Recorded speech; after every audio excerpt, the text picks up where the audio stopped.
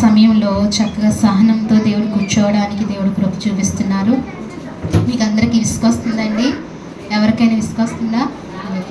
రాకూడదు కూడా, రాదు కూడా. ఎందుకంటే మనకి ఇంత ఫ్యాన్ కింద ఇంత బిల్డింగ్లో కూర్చోవడానికి మనకి విసుగు పుడితే అసలు మనసే లేదు మనకు కదా. ఆయన మన కొరకు ఏం చేశారండి? మంచి ఎండలో ఆయన సిలువ మీద ఉన్నారు. ఇప్పుడు సిలువ మీద ఉన్నారు ఆయన. 3 గంటల వరకు కూడా ఆయన, 6 గంటల వరకు సిలువ మీద ఉంటారు ఆయన. మంచి ఎండలో సిలువ మీద ఉంటున్నారు ఆయన. ఎందుకండి? ఎవరి గురించి? ఆయన గురించి. మనం ఏం త్యాగం చేయట్లేదు, మనం ఆయనకు ఏమీ చేయట్లేదు, ఆయన జ్ఞాపకం చేసుకుంటున్నాం. మన కొరకు మరణించిన ప్రభుకి కృతజ్ఞతలు తెలుపుతున్నాము. ఆయన పలికిన మాటలు వింటున్నాము, పాటలతో ఆయన స్తుతిస్తున్నాం. కాబట్టి మనం ఓపికతో, సహనంతో, ఇంకా శ్రేష్టమైన భావంతో, ఆత్మతో, సత్యముతో ఆయన సన్నిధిలో గడిపే భాగ్యము దేవుడు మనకి ఇంకను మనం బ్రతుకు కాలం అంతా దేవుడు అనుగ్రహించాలని మనసారా కోరుకుందాం. దేవుణ్ణి అలాగ ఆశిద్దాం.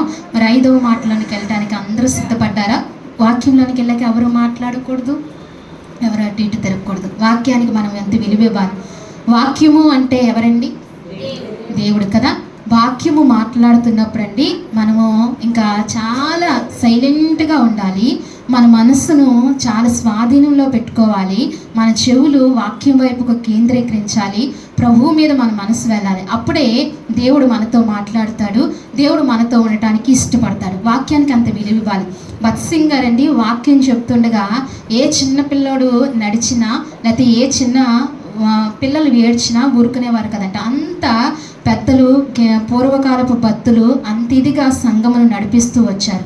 ఇప్పుడు ఏమన్నా అంటే ఎవరైనా ఏమన్నా అనుకుంటారో అని వదిలేస్తున్న సేవకులు అందరూ ఉంటున్నారు. కానీ ఇది వరకు అలా నడిపించేవారు కదా. ఆ దైవ భక్తిలో పెంచారు, నడిపించారు. కాబట్టి ఇంకా క్రైస్తవ లోకంలో ఇంకా భక్తిని ఆ భక్తి ఉండాలి, ఆ భయం ఉండాలి, ఆ విశ్వాసం ఉండాలి. సంఘంలో ఆ భయం లేకపోతే దేవునికి భయపడలేమండి. దేవుని వాక్యానికి భయపడాలి అంటే నిలబడుతున్న వారికి ఖచ్చితంగా భయపడాలి. నిలబడేవారు ఎవరైనా మనకు అనవసరం, వాళ్ళు ఎలాంటి వారైనా మనకు అనవసరం. ఆ క్షణంలో దేవుని ఆత్మ వాళ్ళ మీదకి వస్తుంది. కాబట్టి మనం ఏం చేయాలండి? భయపడుతూ రావాలి. అది సంఘమునకు భయపడాలి, దేవునికి భయపడాలి. సంఘంలో అటువంటి విలువలు మనం కాపాడుతూ ఉండాలి. అటువంటి గొప్ప ప్రేమమైన ఆరాధించేటప్పుడు చాలా జాగ్రత్తగా నలుమూల నుంచి మనం చూసుకుంటూ ఆ రీతిగా మసులుకోవాలి. కాబట్టి ఆ క్రమాన్ని మనం నేర్చుకుందాం. 5వ మాటలోనికి మనం వెళ్దాం. 5వ మాట తల్లి సావిత్రమ్మ గారు మనల్ని 5వ మాట 5వ మాట సారీ అండి 5వ మాట తండ్రి గారు మనతో పంచుకుంటారు. 5వ మాట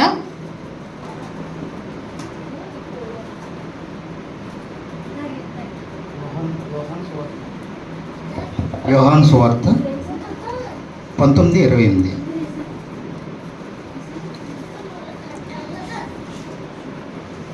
అటు కాదండి, అటు తర్వాత 28 అండి.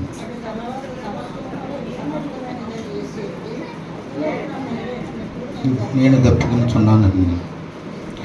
అయితే ఇక్కడ సరిపోతుందండి. ఇక్కడ ఒక మర్మం ఉందండి. ప్రభువు వారు రాత్రి నుండి ఉదయం మధ్యాహ్నం 3 గంటల వరకు చిత్రహింసలు పడి ఆఖరి రక్తబొట్టు వరకు బయటికి వచ్చిన తర్వాత ఆయన బాహ్యంగా ఆత్మీయంగా కూడా దప్పిక ఉన్నారు. ఇప్పుడు అక్కడ మర్మం ఏంటంటే లేఖనం నెరవేర్చడానికి ఈ దాహం అడిగారు. అది 69-21 కీర్తనలు తీయండి ఒకసారి.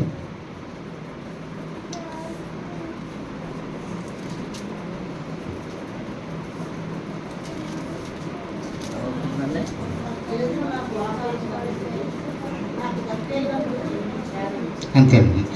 అంటే ఇక్కడ ప్రభువు వారు పుట్టక ముందే పూర్వమే ఇది లేఖనం రాశారు కీర్తనకారుడు దావీదు గారు.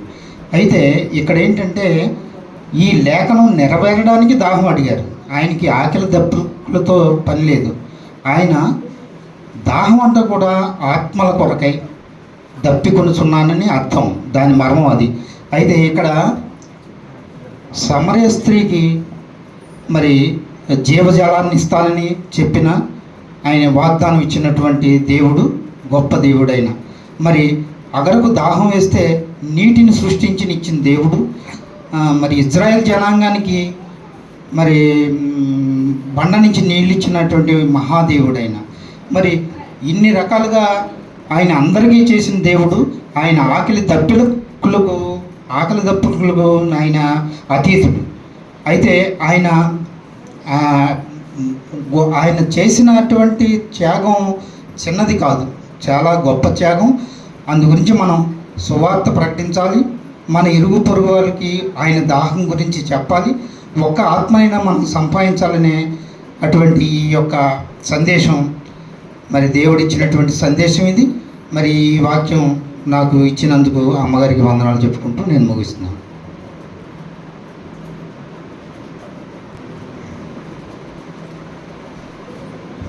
ఐదవ మాట పంచుకున్న తండ్రి గారిని దేవుడు దీవించి ఆశీర్వదించును గాక.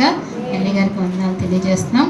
మరి ఆయన పంచుకున్న మాట దప్పుకొనొచ్చున్నాను అని క్రీస్తు ప్రభువు సిలువ పైన పలికిన ఐదవ మాట. ఆయన ఏం కనుచున్నారంటండి? దప్పుకొనొచ్చున్నారు. ఆయనకు దాహం వేసింది. అంటే ఆయన రాత్రి నుంచి తండ్రి గారు అన్నట్టుగా అందరికీ తెలిసిన విషయము, రాత్రి నుంచి ఆయన ఏం పొందుకుంటున్నారండి?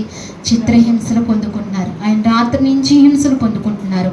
ఆయనకు ఆహారము లేదు, నీరు లేదు, ఏమీ లేదు. ఆయన బాగోగుల్ని ఎవరు చూడట్లేదు. ఆయన దగ్గరికి, ఆయన ప్రేమించిన వారు కూడా ఆయన దగ్గరికి వెళ్తే ఏం చేస్తారనుకుంటున్నారండి?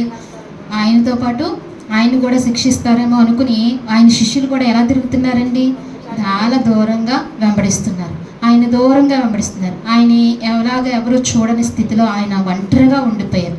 అయితే ఆయనకు సిలువ పైన ఆయన పలుకుతున్న మాట, ఐదవ మాట, దప్పుకొనుచున్నాను. ఆయన తండ్రి గారు చెప్పినట్లుగా ఏం దప్పుకొనుచున్నారండి? ఆత్మల దాహం కొనుచున్నారు, ఆత్మల దప్పుకొనుచున్నారు.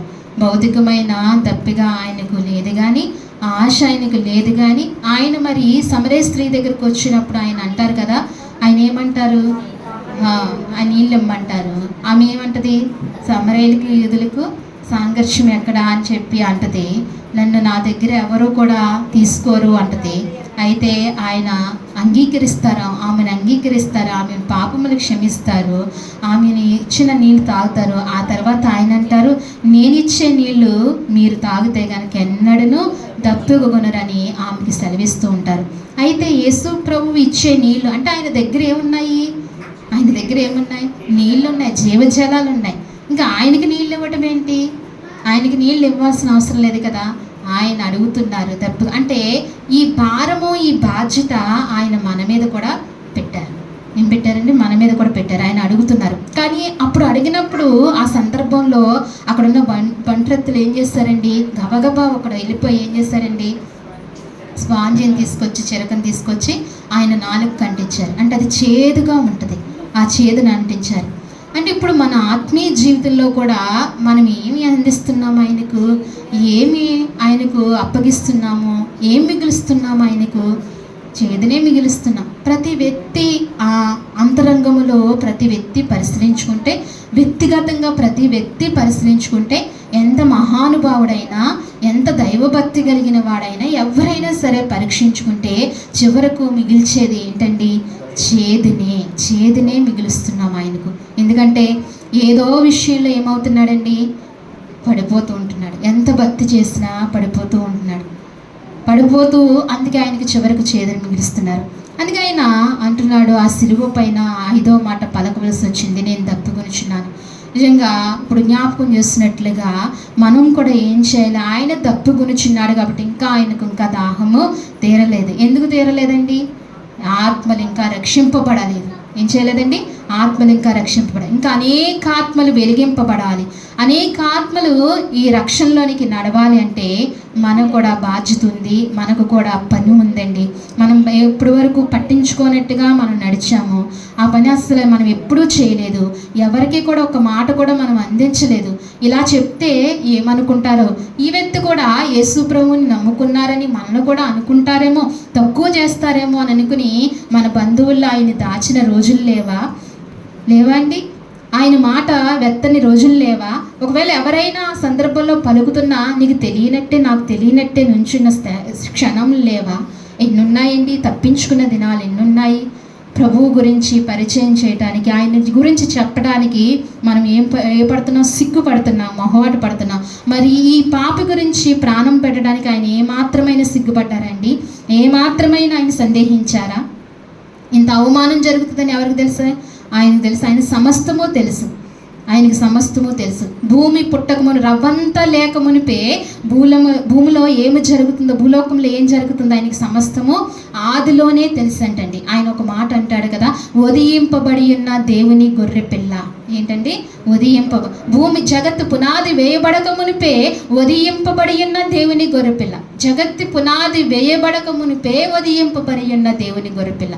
అంటే ఇంకా భూమికి పునాది లేనప్పుడే ఉదయింపబడి ఉన్న దేవుని గొర్రెపిల్ల. అంటే అప్పుడే తండ్రి కుమారుడు వెళ్ళాలి, కుమారుడు వెళ్ళి ప్రాణం పెట్టాలి, ఆయన ఉదింపబడాలని ఎప్పుడు అనుకున్నారంటండి? భూమి పునాది వేయబడక మునిపే అనుకున్నారంట. ఆయనకి తెలియనిది ఏమీ లేదు. ఇంత నష్టం జరుగుతుంది, ఇంత కష్టం, ఇంత అవమానం జరుగుతుందని ఆయనకు తెలియనిది ఏదీ లేదు. ఆయన ఏమీ ఆలోచించకుండా, ఏమీ సిగ్గుపడకుండా మన గురించి ఏం పెట్టారండి? ఆయన ప్రాణం పెట్టారు. అందుకే మనం ఆయనకి ఇవ్వాల్సింది ఏంటండి? ఎవరికైనా ఆయన గురించి, ఆయన మన కొరకు పుట్టారండి, ఆయన జన్మించారండి.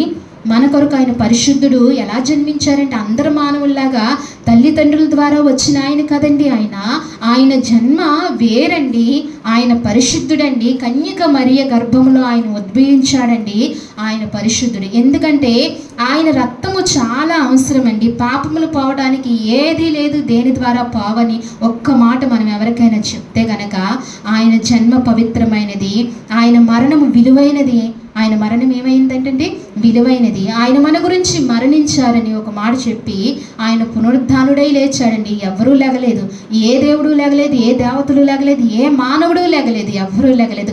ఆయన మాత్రమే లేచాడండి. ఆయన జన్మ పునరుద్ధాన మరణము మనం చెప్తే గనక, ఆయన గురించి చెప్తే గనక కొన్ని ఆత్మలు రక్షింపబడతాయి. ఆ తీసుకున్న భారవతి ఒక సంఘంలోనంటండి, ఒక ఇద్దరు స్త్రీలు అంటండి, ఆ సంఘమునకు కొన్ని లక్షల మందిని నడిపించారంటండి. కొన్ని వేల మందిని, లక్షల మందిని నడిపించారు. ఎంతమంది అండి? ఇద్దరు స్త్రీలు తలుచుకుంటే చేయని పని ఏది లేదు. స్త్రీలు ఎక్కడికి వెళ్ళారో తెలుసండి? ఎక్కడికి వెళ్ళారు? అంతరిక్షంలో కూడా వెళ్ళారు కదండి. స్త్రీలు ఈ సమాజంలో చేయనిది ఏదైనా ఉందా అండి? పురుషులు చేయలేని అనేకమైనవి ఉన్నాయి. స్త్రీలు చేయని ఏమైనా ఉన్నాయా? ఏమీ లేవు. అందుకే ఆయన సంఘమును స్త్రీతో పోల్చారు.